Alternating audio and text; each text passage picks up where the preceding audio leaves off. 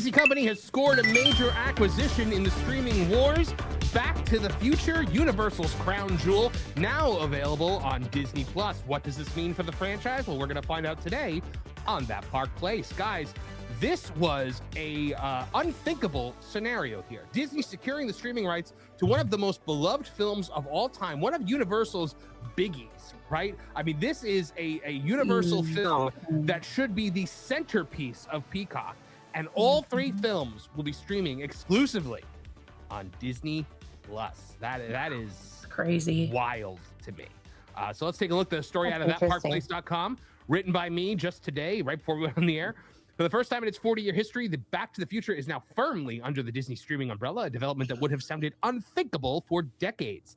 The landmark science fiction trilogy, long associated with Universal Pictures and carefully guarded by its original creators, has officially landed on Disney Plus through a new licensing agreement. The deal instantly reshapes the streaming landscape, giving Disney one of the most iconic film trilogies of all time, while raising questions about control, access, and what comes next for a franchise that has famously resisted modern Hollywood's reboot obsession. Of course, this franchise was never available before. Released in 1985, Back to the Future became a cultural phenomenon almost overnight. Directed by Robert Zemeckis and produced by Steven Spielberg, the film introduced audiences to Marty McFly, Doc Brown, and the DeLorean Time Machine, instantly recognizable icons that transcended genre. But unlike many blockbuster properties, Back to the Future was treated less like an exploitable intellectual property and more like a museum piece, because for decades, its rights holders have resisted remakes, reboots, and endless expansions, allowing the trilogy to exist largely untouched while remaining perpetually popular. Perpetually popular culture. Say that 3 times fast. On your own time, though, not here on the show. Guys, so Back to the Future has notoriously been against expansion. So there was actually a very serviceable animated series that I thought was very good back when I was a kid. I remember they had Burger King toys for it at one point in time, and I got them all. But then you have the musical on Broadway, which I have not seen, but I've heard is very good. I have listened to the music outside of Mayor Goldie Wilson getting a song. I think it's pretty solid as far as Broadway musicals go.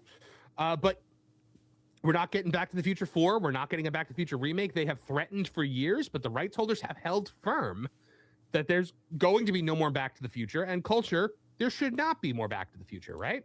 Yeah, I think we had kind of the best wrap up to the trilogy we could have had. And I think that was very satisfying for the fan base out there. Not to mention the fact that I think the attraction in the parks is a little long in the tooth. So, you know, that's always going to be part of the discussion about, you know, if they're not willing to update that, they probably aren't going back to do the films. So right. Well, the attraction in the Orlando park is gone. Yeah, so, I know it's called Simpsons now, but it's the same attraction. Yep. So now the question on everybody's mind once they heard Disney acquired the rights, Bob Iger loves his remakes and his reboots. Oh no, is Bob Iger about to reboot Back to the Future? No, folks, he cannot do that. Despite some early confusion online, Disney does not own Back to the Future. The studio has only secured the long-term streaming rights, meaning Disney Plus will serve as the primary home for the trilogy moving forward. Ownership of the intellectual property remains with its original stakeholders, and Disney does not have unilateral creative control over any sequels, reboots, or new storylines. In other words, this is a licensing agreement only, not an IP takeover. And that distinction does matter, because this guy right here, if he had the opportunity, he would mine Back to the Future for all it's worth. For Disney, the value is obvious. The company continues to reinforce Disney Plus as a default streaming destination, stacking the platform with generational favorites that appeal far beyond the traditional Disney brand. Back to the Future now sits among Star Wars, Marvel, Pixar, and legacy Fox titles, helping Disney Plus position itself as a one-stop hub for blockbuster nostalgia. But the Disney Back to the Future deal comes at a moment when streaming platforms are no longer chasing growth at any cost. Subscriber fatigue, rising content budgets, and audience resistance to constant reboots have forced companies to refocus on library value, not just new originals, which I think is why you're seeing this race to get all of these biggies. But now my question here is, what is going on at Peacock? Yeah. Because Peacock should have had this forever. Exactly. I agree. Peacock has so many Universal Studio movies. Yeah. And it's not just this, MJ. Peacock currently does not have the Super Mario movie. I heard about that. It was on there, wasn't it? It was on there for a long time. And I had to go out, I had to buy it because I went on Peacock looking for it and couldn't find it. You So know, MJ, when's the last time you logged on to Peacock? Yeah, when we over the weekend we took down everything Christmas inside the house. We left Christmas outside for Pro. All the lights are still on out there for him because it's going to stay on outside till the 15th for Pro. Why for Pro? Anyway, we put on the Grinch because we wanted to watch the Grinch while we take Christmas down in the house. It's fitting, right? I went on Peacock. I looked for the Grinch. I'm talking about the one from 2000 with Jim Carrey, and it's gone.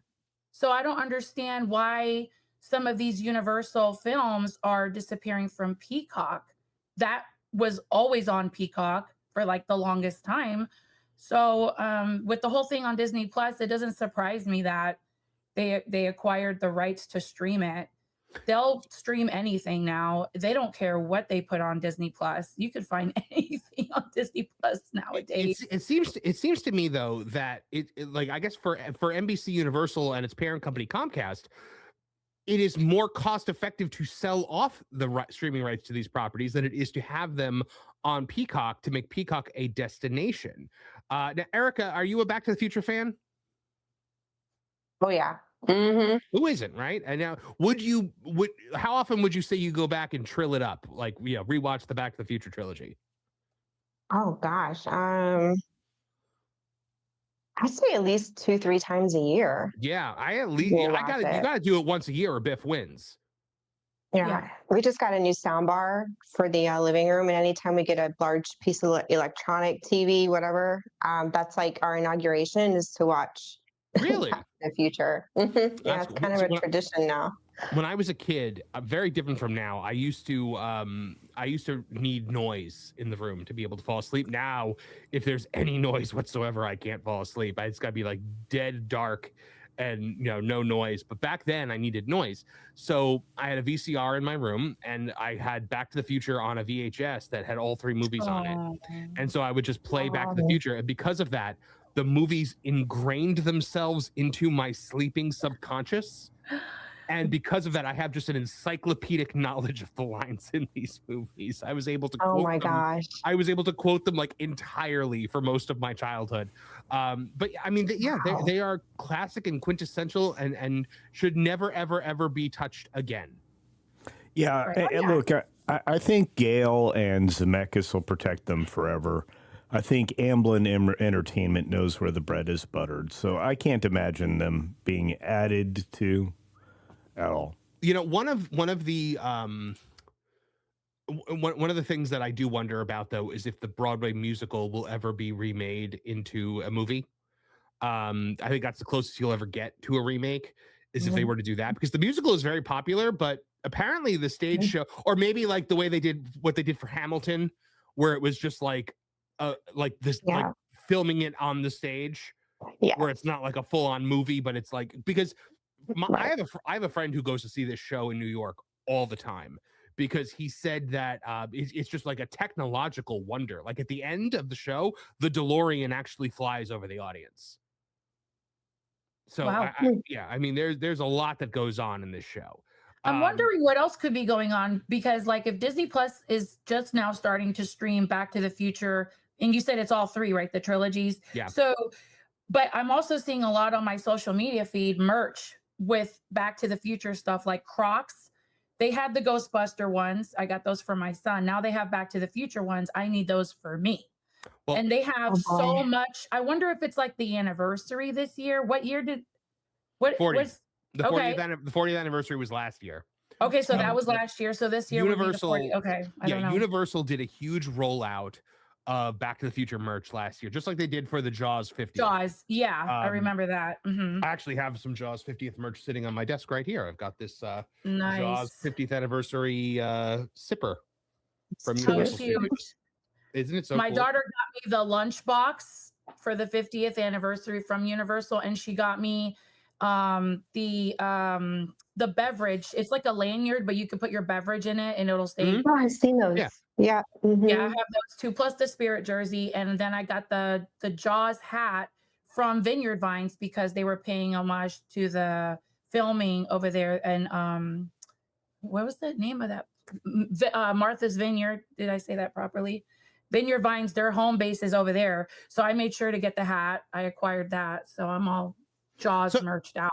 And this is why I'm so surprised that Universal was willing to let this go, because they understand the value of Back to the Future now. I don't think they did when they got rid of the attraction, but Doc Brown is in Universal Studios Orlando every single day, meeting and greeting. The DeLorean and the train are still huge photo opportunity spots, and there's constantly new merch, and not even just during the anniversary year. There's always Back to the Future merch to be found there.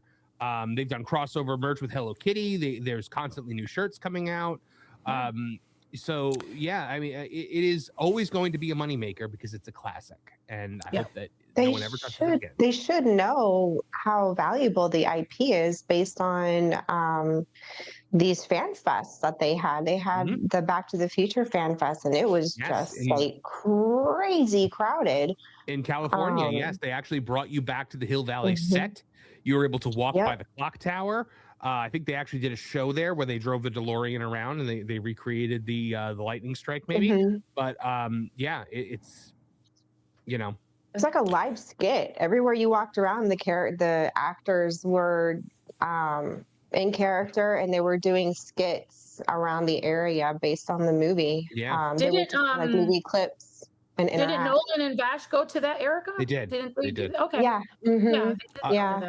I will say, guys, there is one thing that when it comes to Back to the Future, I have one recommendation for everyone. Culture Casino, tell me if you agree with me on this. Physical media for Back to the Future. There are some wonderful Back to the Future 4K Blu-ray sets that one of them even has like the full animated series included as a special feature. Yeah. The special features that were included in a lot of those are amazing, unmatched. You get stuff, footage, and interviews that don't appear anywhere else. You get all of the footage from the ride too. It's pretty incredible. And look, they may not have understood what they had before. They know what they have now, which is another reason why Comcast is via the Universal Pictures / Amblin Entertainment and everything else that has to line up for them to do this kind of thing. They know the value. And so the length of time that Disney has these is controlled. And much like the animation property deal that they made with Netflix, which starts in 2027, I have a feeling that this is just another stream of revenue that they're going to take full advantage of to utilize that revenue for other entertainment purposes, whether that's for theme parks or something else. So they're pretty wise with their business model.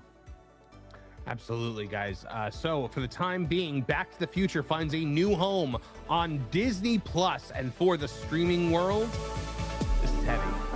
Thanks for watching That Park Plays News. For more information, consider checking out www.thatparkplace.com.